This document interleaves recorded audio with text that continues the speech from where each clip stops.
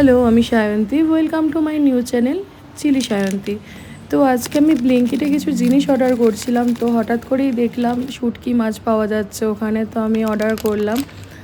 দেখুন, প্যাকেট থেকে বের করার পর মাছটা ঠিক এইরকম লাগছিল।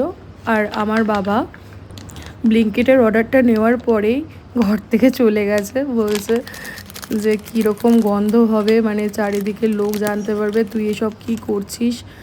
বললো আমি বেরিয়ে যাচ্ছি, বলে বেরিয়ে গেছে। বাবা যে হয়ে গেলে ফোন করে ডাকিস, আগে আমি দেখবো তারপরে যাব। আমারও একটু ভয় ভয় লাগছিল, কারণ আমিও ফার্স্ট টাইম, আমিও বুঝতে পারছিলাম না যেটা কেমন হবে, সত্যি কি খুব গন্ধ বেরোবে বা কিছু। তো আমি জানিও না, বুঝতেও পারছিলাম না কিছু। রান্না দেখলাম, দেখে বানানোর চেষ্টা করলাম।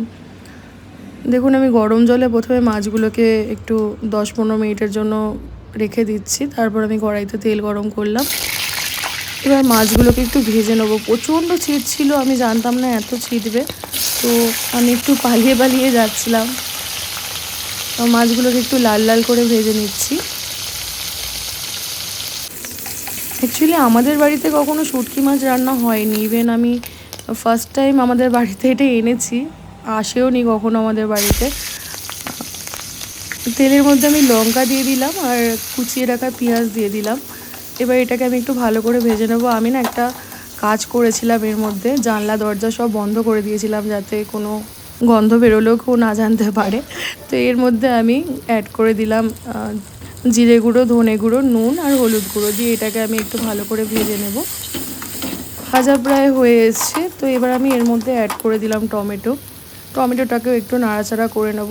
যেহেতু আমি বেশি তেল দিইনি, তাই জন্য একটুখানি ধরে যাচ্ছিলো। তো আমি একটুখানি শুনেছি আর কি, যে লাল লাল ঝালঝালি নাকি ভালো হয় এটা খেতে। তো আমি পুরোটা কাশ্মীরি লঙ্কার গুঁড়ো প্রায় পুরোটাই দিয়ে দিয়েছি, 1 প্যাকেট 5 টাকা দামের। তারপর আমি অ্যাড করে দিলাম এর মধ্যে একটু জল, যাতে মশলাটা জলের মধ্যেই কষানো যায়, এবং অ্যাড করে দিয়েছি গার্লিক, মানে এই প্যাকেটের আদা রসুন বাটা আর কি।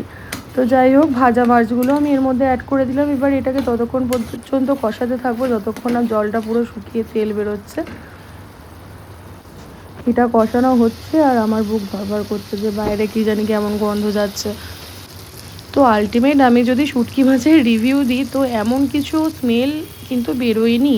হতে পারে যে প্যাকেটে শুটকি মাছ বলে মেবি একটু ভালো ছিল বা খারাপ, জানি না, ভালো খারাপ এগুলো তো বলা যায় না। তো ভালোই ছিল, দেখুন খেতেও খুব ভালো হয়েছিল, যদিও বাড়িতে আমি ছাড়া কেউ খায়নি।